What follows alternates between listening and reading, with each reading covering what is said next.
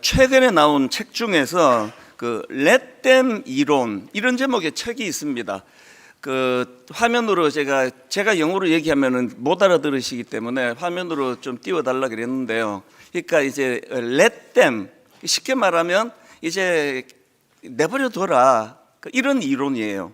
이 Let them 이론이 뭐냐 하면은 그 타인의 시선과 감정에 휘둘리지 않고 그냥 내버려 두라, 뭐 그런 내용입니다. 이 통제할 수 없는 거 내버려 두고 자기 스스로에게 집중함으로 삶의 주도권을 되찾아야 된다, 뭐 이런 주장인데요. 그 책 속의 글을 좀 읽어드리겠습니다. 지금 직장에서, 인간관계에서, 그리고 일상에서 답답함이나 버거움 또는 좌절감을 느끼고 있다면 문제는 당신이 아니다. 그건 당신이 인생을 주체적으로 이끌 힘을 타인에게 넘겨주었기 때문이다. 즉, 남의 기대, 남의 말, 남의 감정, 남의 행동 같은 통제할 수 없는 일에 에너지와 시간을 낭비하느라 내가 마땅히 누려야 할 행복의 길로 가지 못하고 있는 것이다. 바로 그럴 때 let them, 즉 내버려 두기의 기술을 기억한다면 내 인생의 주도권을 다시 가져올 수 있다. 이 let them 이론이 뭘 강조하는지 아시겠죠?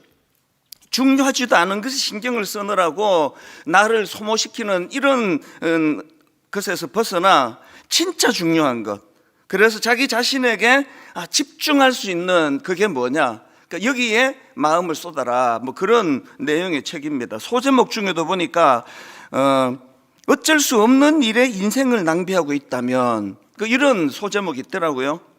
그들의 감정은 내 몫이 아닙니다. 내버려 두세요. 그리고 당신이 할 일을 하세요. 이런 그 문구를 제가 봤는데 굉장히 강렬한 외침이라고 저는 생각을 했습니다. 저는 이 책을 읽으면서 또 다른 한 축, 그 독일 작가 괴테가 한 말로 알려져 있는데요. 가장 중요한 것들이 가장 덜 중요한 것들에 의해 희생되어서는 안 된다. 가장 중요한 것이 가장 덜 중요한 것에 의해 희생되어서는 안 된다. 이거 역시도 내 인생에서 가장 소중한 것을 붙잡는 것이 중요하다. 그러고 보면은 이 괴테 말이 100% 제가 동의가 돼요.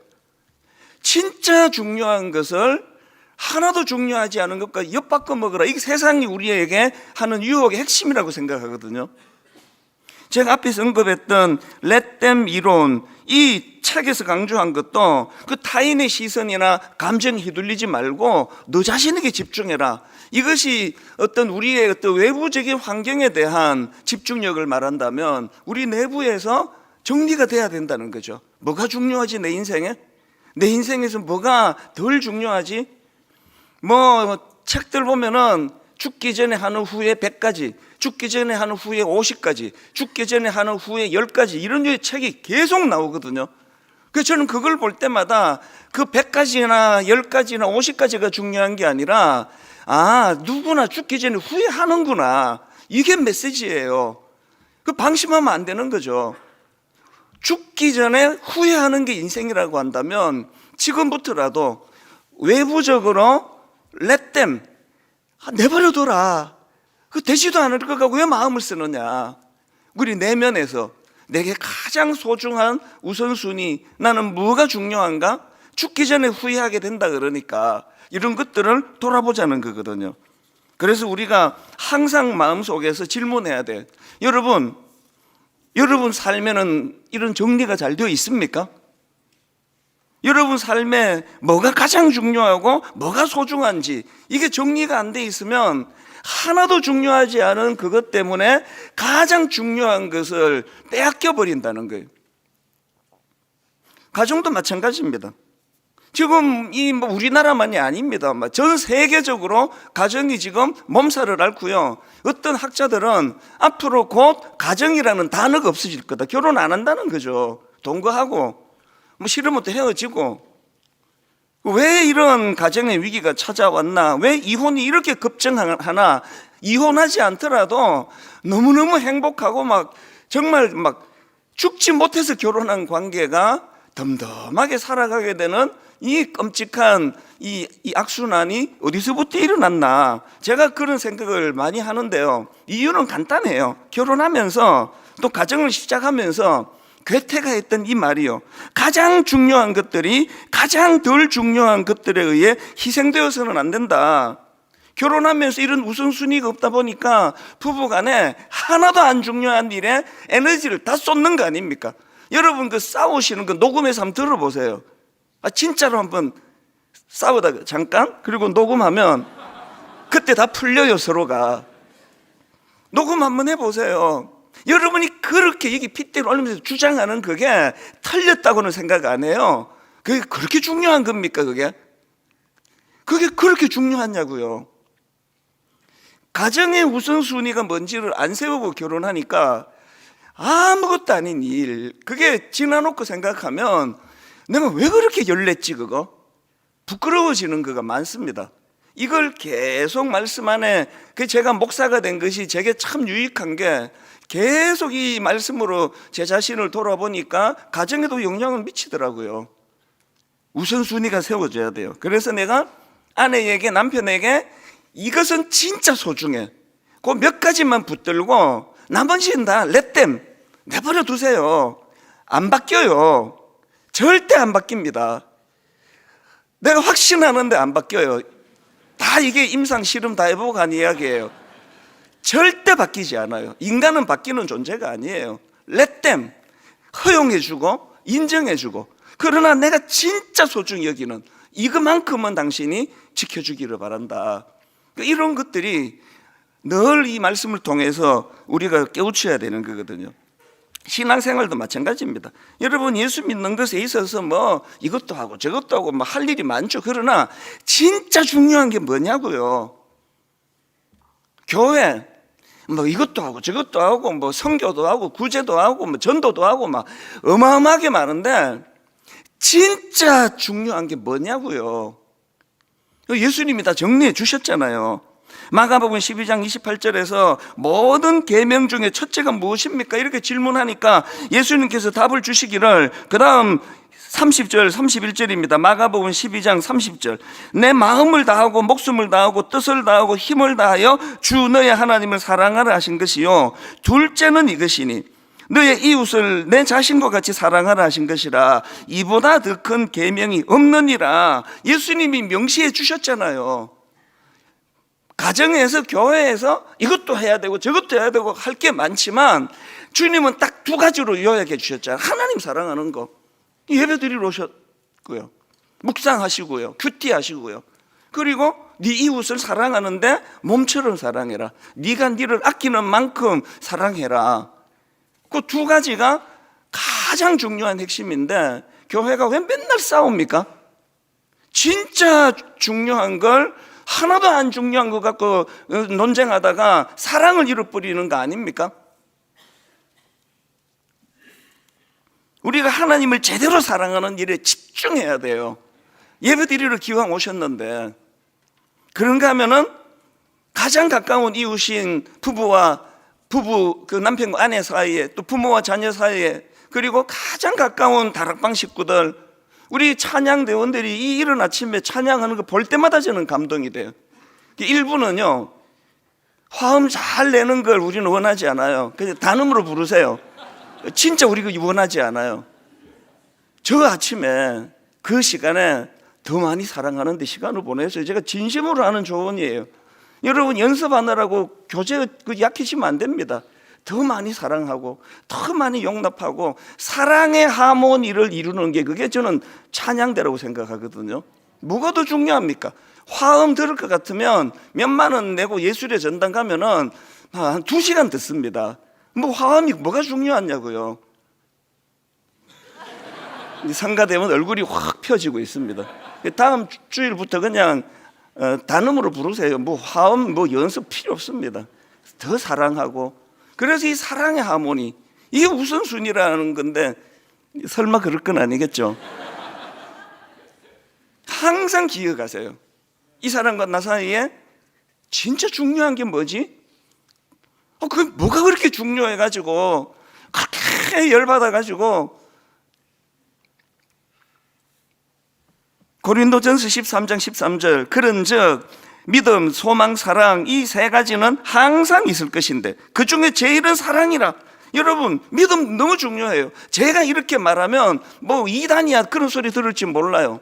아니 믿음이 중요하지 무슨 사랑이 중요합니까? 소망이 얼마나 중요한데. 믿음, 소망, 사랑 이 세 가지는 항상 있을 것인데 그 중에 제일은 사랑이라. 왜 이런 지침을 주시느냐? 여러분 믿음이 중요한데요, 사랑이 없는 믿음은 껍데기예요, 형식이에요. 소망이 중요한데 사랑이 없는 소망은 자기 집착에 빠진다는 거예요. 항상 이 사랑이라는 것은 우리 전 삶의 바탕색이다. 사역을 하다 보면 이 알맹이를 놓쳐요. 저도 그래요. 우리 부목사님들한테, 여전사님들한테 호소하는 게 이거예요. 신방을 저렇게 많이 하는데 자기들끼리 사랑하지 않는다면 그게 어떻게 사역자로 갈 수 있느냐. 그래서 우리 교회는 정말 교역자들끼리 화목하고 사랑하고 그러기를 애를 씁니다. 뭐 100% 구현된다고는 말하기가 어려워요. 그러나 애를 씁니다. 더 애를 써야 돼요. 왜? 이게 가장 중요한 거니까요. 하나님의 존재 자체가 사랑의 본질. 오실 때마다 저 벽을 보시라고요. 하나님은 사랑이시라. 뭐 하나님에 대해서 설명해 달라 그러면 그냥 한마디야. 하나님은 사랑이다. 뭐 더 이상 뭐 저게 가장 중요한 바탕인데 지금 저걸 잃고 있는 거 아니냐고요. 우리가 존재 자체가 사랑이신 그 하나님을 믿는 사람으로서 항상 이제 하나님 앞에서 덜 중요한 것과 더 중요한 것, 이 기준으로 저를 보면 교정해야 될 게 참 많은 걸 저는 정직하게 고백할 수밖에 없습니다. 제가 지난 특별 새벽 기도회 때 왜 아가스를 설교했는지 그때 말씀을 드렸잖아요. 지난 여름에 잠시 설교를 내려놓고 이제 2학기 목회 방향에 대해서 묵상하고 그리고 또 목회의 본질에 대하여 묵상하는 시간을 한 몇 주를 제가 가지면서 계속 하나님이 전도서, 아가스 계속 이걸 묵상하게 해주셨다고 제가 말씀을 드렸는데요.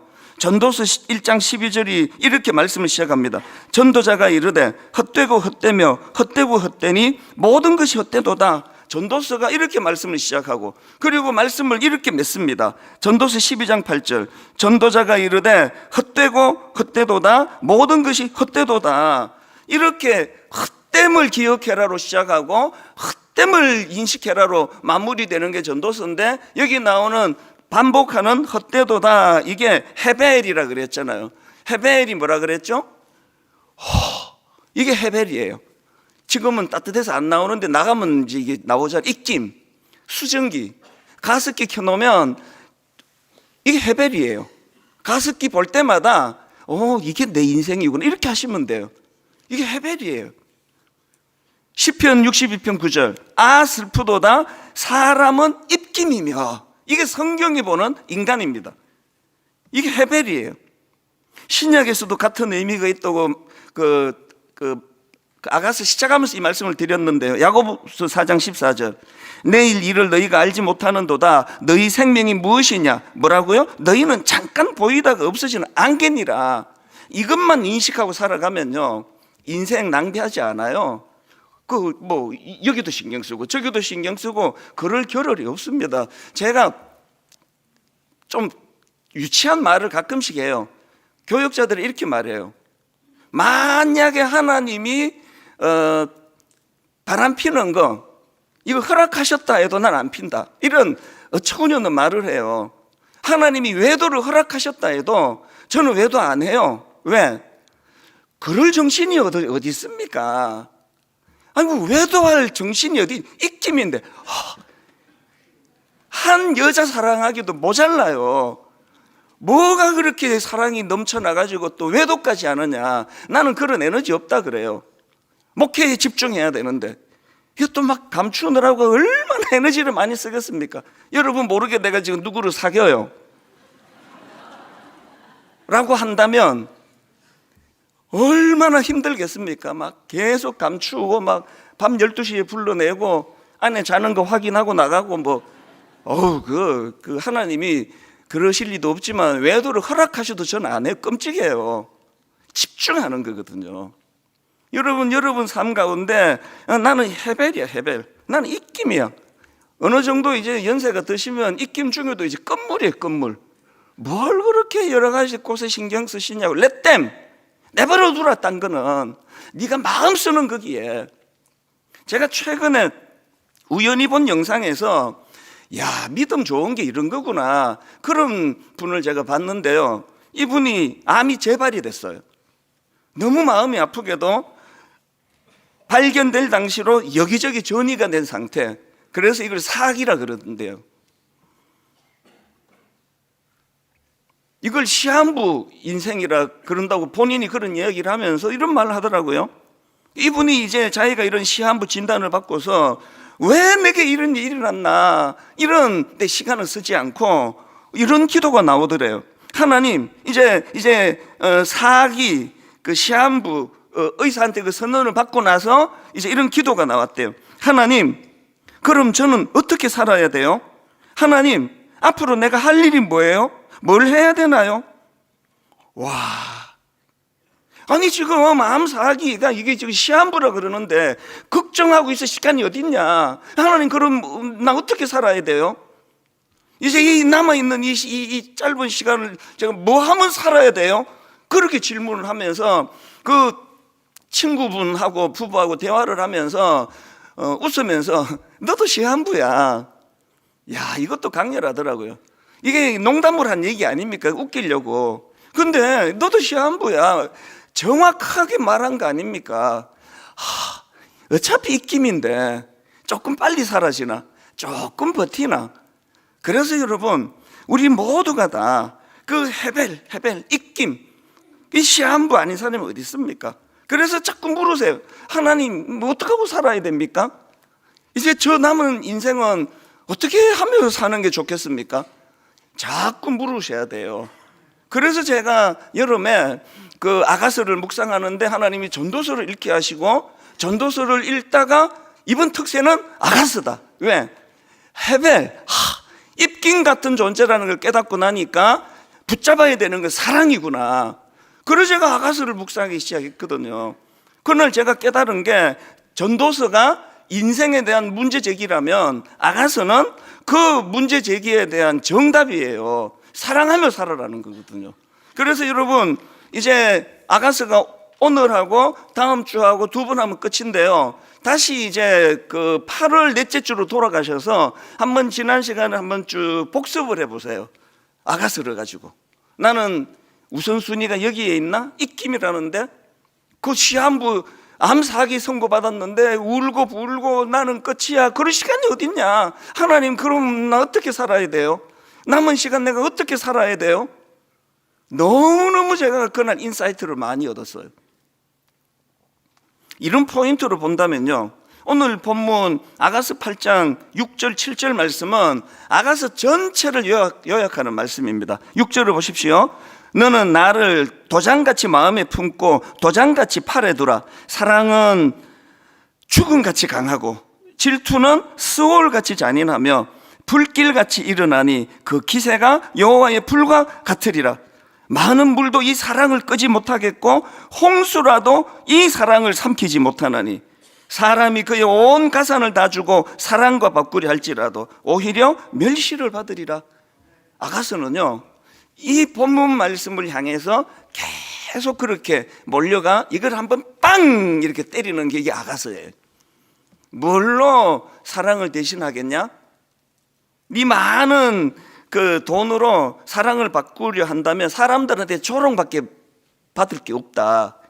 이 말씀을 저는 계속 묵상을 하면서 여기 나와 있는 사랑은 죽음같이 강하다, 이 내용을 참 많이 묵상했는데요. 그래서 제가 오늘 본문을 가지고 우리가 남은 인생이 입김처럼 정말 얼마 남지 않은 인생에서 반드시 추구해야 될 사랑, 그 사랑에 대한 두 가지를 좀 나누고 싶습니다. 우리가 회복해야 될 사랑, 첫 번째로 십자가를 통과한 사랑이에요.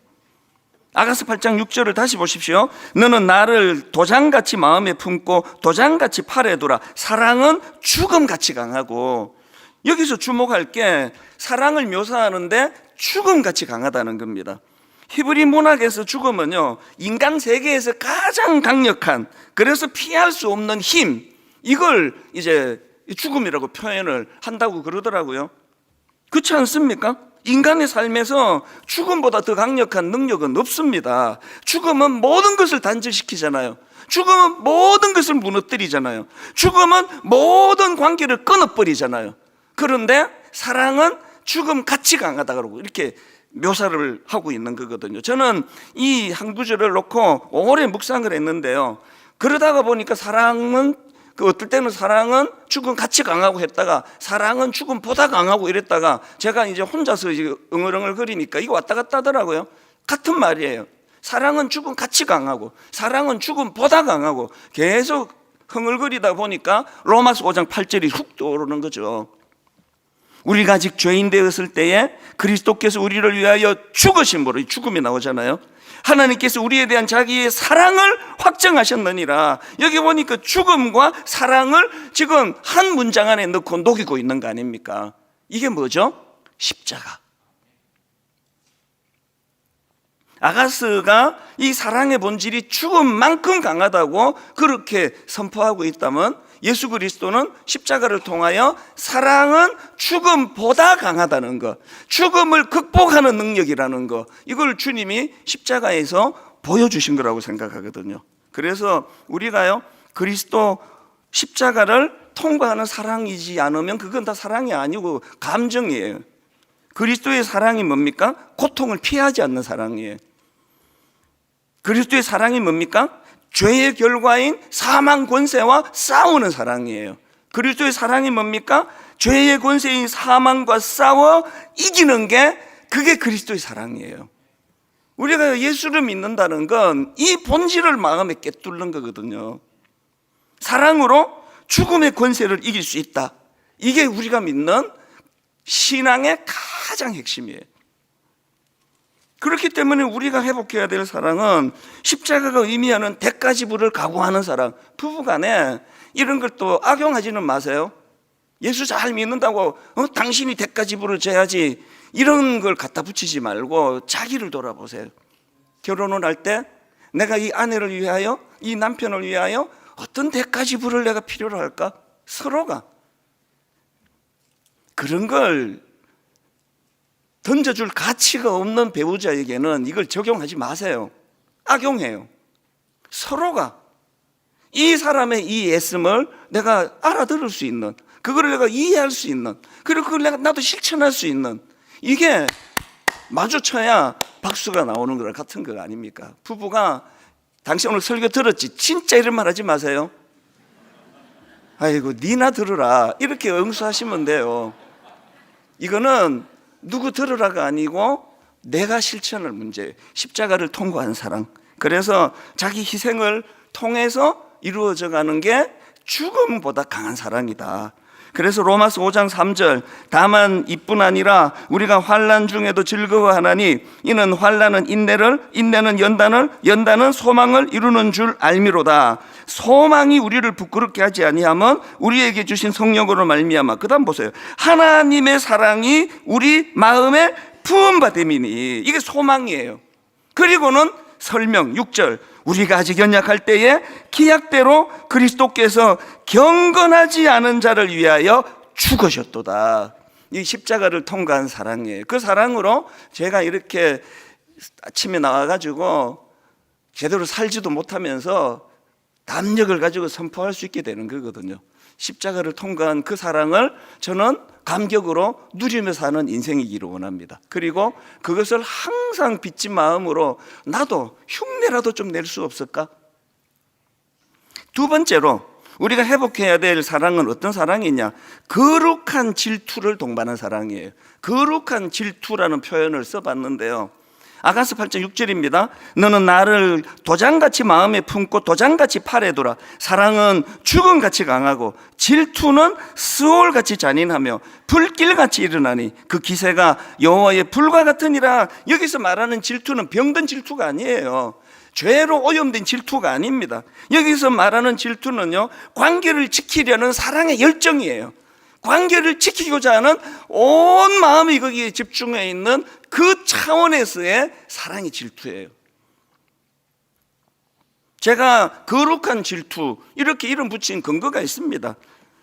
하나님의 사랑이 거룩한 질투거든요. 출애굽기 34장 14절입니다. 너는 다른 신에게 절하지 말라. 여호와는 질투라 이름하는 질투의 하나님이니라. 하나님이 사랑의 하나님인데 또 질투의 하나님이래요. 동전의 이쪽 면은 사랑의 하나님, 동전의 그 다음 면은 질투의 하나님인 거 아십니까?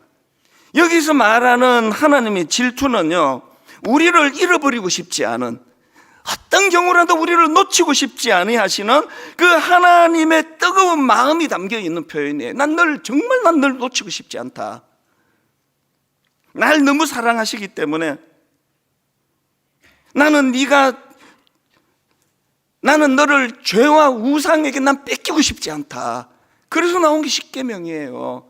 아이고 뭐 사계명 주일날 돈 써도 돼요? 예배 좀 지각해, 이런 질문이나 하고 있으면 어떡합니까? 우리에게 이 십계명을 주신 이 하나님의 질투의 그 마음으로 우리가 11조 해야 됩니까? 안 해도 됩니까? 성경에 무슨 근거입니까? 하지 마세요. 그냥 하나님이 그냥 하지 마세요. 사랑이 끝까지 안 가는데 억지로 하는 건 아무 의미가 없습니다. 안 하시면 돼요. 질투하시는 그 하나님께서 우리에게 십계명을 주시고 저와 여러분의 헌금을 통해서 우리도 이런 것들을 실천하게 하시고 우리 마음속에서 항상 이 사랑은 뺏기면 안 된다. 제가 모 공중파에서 최근에 충격을 받았어요. 대학생들을 대상으로 대놓고 이런저런 이제 끔찍한 대화를 하는데요, 그 주제 중에 하나가 동거예요. 동거. 결혼 전에 동거에 대해서 어떻게 생각하냐. 그러니까 어떤 한 남학생이 딱 이제 화면을 얼굴 다 공개하고 창으로 허리가 이런 것도 없어요. 우리나라를 대표하는 명문대학생인데요, 자기는 동거를 찬성하고 또 지금도 난 동거를 하고 있다, 이런 요지로 이야기를 했어요. 그랬더니 이제 누가 묻더라고요. 당신 배우자가 결혼을 앞두고 이제 동거를 계속 해오고 이랬다는 걸 알면 어떡하겠냐 그랬더니 이 남자가 아주 박력 있게 남자답게 말하더라고요. 나는 상관없다. 멋있잖아요. 와, 저 포용력. 이 여자가 자기 앞에 이제 그 케이스인지 아닌지는 모르지만 여러 남자들과 동거하고 그런 걸 알고도 나는 상관없다. 엄청 멋있어 보이잖아요. 그게 사랑이 아니에요. 결혼하고 또 헤어질 확률이 많잖아요. 사랑은 질투로 이루어져요. 내 남자가, 내 여자가 나 말고 성적인 죄를 짓는 건 말할 필요도 없고, 눈만 누구에게 돌려도 마음이 쓰이는 게 대놓고 말하지는 못해도 그게 사랑이에요. 왜? 놓치고 싶지 않은 마음. 나는 이 사랑을 놓치고 싶지 않은 마음. 그래서 사랑은요, 상대를 배려해 주는 거예요. 제가 스마트폰에 비밀번호를 안 갖고 다니거든요. 안 붙여요. 그리고는 항상 제가 마루에다 둬요. 제 안에 보라고. 뭘 내가 뒤졌고 뭘 했는지를 다 보라고. 그걸 보아 그러는데 보면 다 봐요. 그걸 내가 근데 또 봐요. 검색할게 그러면서 다 봐요. 전 다 보라 그래요. 비밀번호 안 넣어요. 그게 불편한 게 많아요. 거기에 크레딧 카드 이런 거 하나도 못 넣어요. 저는 비밀번호를 안 하고 다니니까. 이게 배려예요. 나만을 사랑하기를 원하는 내 아내에 대하여 어떠한 근심거리도 제공해 주지 않는 것, 그게 배려예요. 여러분, 사랑은요, 거룩한 질투를 동반하는 겁니다. 제가 청년부를 좀 살려야 되겠다고 그렇게 이제 작년부터 마음을 먹고 이런 시행착오 저런 시행착오, 어제도 또 청년들 몇 명이 와가지고 참 예의 바르게, 그러나 이제 또 오해하고 있는 이런 것들을 1시간 3시에 약속하고 4시에 귀한 손님하고 약속을 해놨는데 그거 놓쳐버려. 이분하고 약속을 해서 1시간 반 이야기를 나누었어요. 그러면서 제가 왜, 저는 사실 내가 좀 이거 자랑인데요, 어디 외부 청년 연합 집회 제가 강사 1순위입니다. 그거 진짜예요. 강사 1순위입니다 제가. 근데 집중하기 위해서 죄송하다 그러고 저는 못 가요. 근데요, 우리 청년들 사부 예배만 설교하면 난 이해가 안 돼요. 버벅거리고요, 엉벙덤벙거리고요, 나 이해가 안 돼요. 근데 우리 애들한테 또 집에 가서 물어봐요. 왜 이럴까? 저는 우리 아이들이, 우리 교회 청년들이 하나님의 질투를 좀 알았으면 좋겠어요. 우리 하나님은요, 우리 청년들이 이 악한 세상에 물들어 가지고 그렇게 세상에 눈을 돌리고 있는 걸 보면 하나님의 질투의 하나님, 나는 청년들이 저렇게 아무것도 아닌 일에, 스마트폰에 또 이 세속적인 이런데 마음이 팔려 있는 거 보면 나는 너무 마음이 아프다, 난 속상하다. 그 하나님의 마음이 느껴지니까 어떻게 해서든지 간에 우리 이 젊은이들을 하나님 앞으로 끌어들여야 되는, 이걸 너무 많이 생각하다 보니까 설교의 규모가 없어요 자꾸. 그래서 약간 덜 사랑하는 일부 예배는 마음껏 제가 설교하잖아요. 자신 있게 제가 설교하잖아요. 여러분, 자녀들에 대해서도 너무 사랑하기 때문에 맨날 잔소리 많이 하는 거랑 같은 거 아닙니까? 하나님은 우리가 죄의 악한 세상에 빠져 있는 걸 질투하세요. 그래서 오늘 이 술람미 여인을 보면서 이런 내용을 다루는데, 맨 앞에 술람미 여인이 지금 어떤 선언을 하는지 보십시오. 사랑이 죽음보다 강하고 질투는 소울같이 잔인하다, 이 말씀을 선언하기 전에 뭘 요구하느냐, 이게 술람미 여인이 하는 요구예요. 아가서 8장 6절, 너는 나를 도장같이 마음에 품고 도장같이 팔에 두라. 세 번 요구로 이렇습니다. 도장 새기듯 임의 마음에 나를 새기세요. 도장 새기듯 임의 마음에 나를 새기세요. 도장 새기듯 임의 팔에 나를 새기세요. 고대 사회에서 이 도장은요, 고대 사회의 도장은 소유권과 정체성을 증명하는 그런 중요한 도구라고 그렇게 제가 자료를 봤습니다. 그러니까 지금 술람미 여인이 당신은 나를 도장같이 마음에 품고 도장같이 팔에 두라는 이 말의 의미는 우리가 서로에게 온전히 소속되어서 결코 분리될 수가 없는 존재임을 당신이 증명해 달라는 그 요구라고 그렇게 설명을 하고 있더라고요. 최근에 나온 책 중에서 매일 아침 아빠의 묵상이 배달됩니다, 이런 제목의 책이 있는데, 이 아빠가 대단한 게요, 매일 아침 묵상글을 적어가지고 가족들과 친지들에게 메시지를 보내준 게 이게 20년이 넘었대요. 그리고 이 책은요, 그 딸과의 대화예요. 17년 동안 매일매일 딸이 묻고 아빠가 대답하는 내용을 책으로 엮었는데, 예를 들면 이런 겁니다. 아빠가, 이분이 의사인데요, 한 번은 병원으로 어떤 남자가 찾아왔대요. 그러면서 이 어깨에 새겨진 문신을 좀 지워달라고. 그래서 이 아빠가, 의사분이 보니까 여기에 이제 이렇게 하트를 그리고 그 안에 사람 이름 두 개가 들어있는 거예요. 그러니까 앞에 이름은 그 남자의 가운데 이제 이름이고요, 찬, 이렇게 돼 있고, 뒤에 이름은 추측건데 이제 교제했다가 깨진 그 여성의 이름이 이제 들어 있었던 것 같아요. 그 아빠가 이제 그런 내용을 딸한테 이야기하는 겁니다.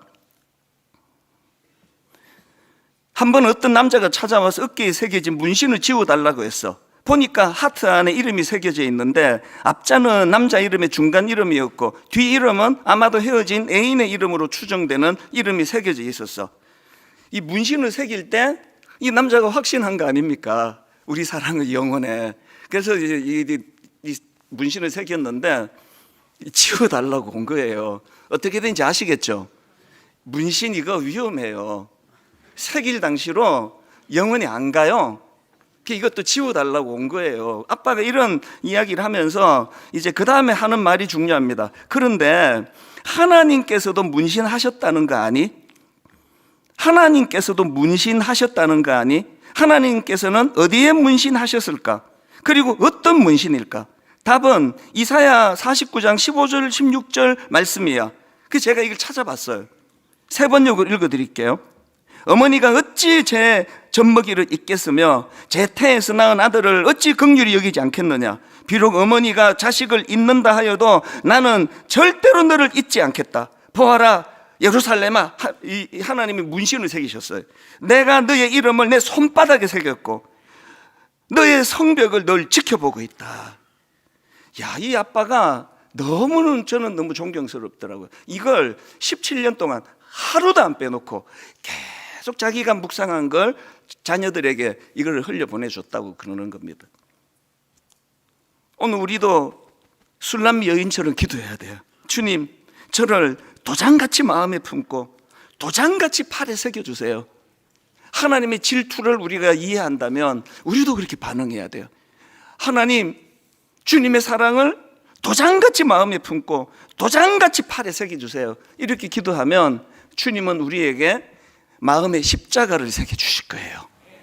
우리에게 십자가를 새겨주신다면 그 힘을 얻어서 결론을 저는 이렇게 맺기 원합니다. 로마서 8장 38절 39절 내가 확신하노니 사망이나 생명이나 천사들이나 권세자들이나 현재의 일이나 장래의 일이나 능력이나 높음이나 기쁨이나 다른 어떤 피조물이라도 우리를 우리 주 그리스도 예수 안에 있는 하나님의 사랑에서 끊을 수 없으리라. 십자가 안에 이 문장이 들어있다고 생각합니다. 끊을 수 없는 그 하나님의 사랑으로 우리 손바닥에 그 이사야서에 의하면 문신을 새겨주신 그 하나님의 사랑, 그 하나님의 사랑을 가지고 우리도 이제 이 사랑으로 감격하고 누군가에게는 미력하지만 그렇게 사랑을 흘려보내려고 마음을 쓰는 저와 여러분 되시기 바랍니다. 우리 이 찬양 아버지 사랑 내가 노래해, 아버지 은혜 내가 노래해, 우리 가사를 생각하시면서 함께 찬양하시겠습니다. 죽음도 생명도 천사도 하늘의 어떤 권세도 끊을 수 없는 영원한 그 사랑 예수, 주님의 십자가를 생각하며 우리 다 자리에서 일어나셔서 다시 한번 아버지 사랑, 진정한 사랑을 회복하기 원하는데 첫째가 십자가를 통과한 사랑이기 원합니다. 희생하는 사랑, 이유 없이 주는 사랑, 용납하는 사랑, 고통을 감내하는 사랑, 그러나 반드시 이 사랑은 죽음을 이긴다는 확신을 가진 그 사랑. 그런가 하면 두 번째, 하나님 거룩한 질투를 허락해 주시기 원합니다. 그리고 내 배우자에게 거룩한 질투에 흠집 내지 않도록 아버지 신뢰를 받을 수 있도록 내 배우자를 향하여 어떤 경우에도 아버지 내 배우자가 이것 때문에 상처받지 않도록 하나님 거룩한 질투를 동반하고 절대로 우리 사랑을 놓치지 않겠다는 그 마음을 바탕으로 한 마음을 다하여 최선을 다하는 그런 가정이, 그런 부부가 되도록 인도해 주시기 원합니다. 이 두 가지를 놓고 하나님 앞에 통성으로 같이 기도하시겠습니다. 살아계신 하나님 아버지, 예배 가운데 임하시는 하나님 은혜를 이 시간 감사함으로 사모함으로 아버지 받습니다.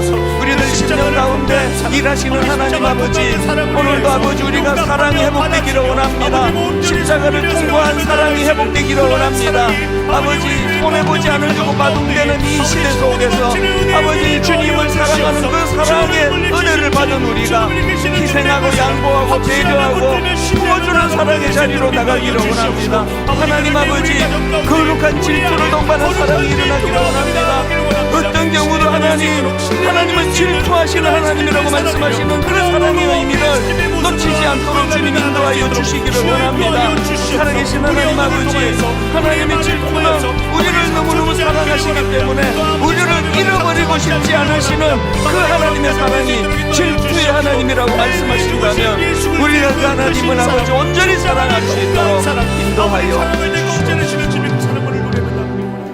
하나님, 오늘도 이론으로 또 받아 적고 끝내는 예배가 아니라 설교가 아니라 실천하기를 원합니다. 내 인생에 가장 소중한 것이 무엇인지 하나도 중요하지 않은 것 때문에 가장 소중한 것을 지금 희생시키고 있지는 않은지 돌아보게 하시고, 하나님 우리도 아버지 하나님 이 사랑이 회복되기 원하는데 십자가를 통과한 사랑을 허락하여 주시옵소서. 질투를, 거룩한 질투를 동반한 사랑, 절대 이 사랑을 잃어버리고 싶지 않는, 그래서 하나님, 내가 너를 너무 사랑하기 때문에 너를 죄와 우상에게 빼앗길 수 없다, 이 질투의 하나님 우리가 생각하며 그 사랑에 반응하는 우리 믿음의 성도님들 되게 하여 주시고 믿음의 한 주간 되게 하여 주시옵소서.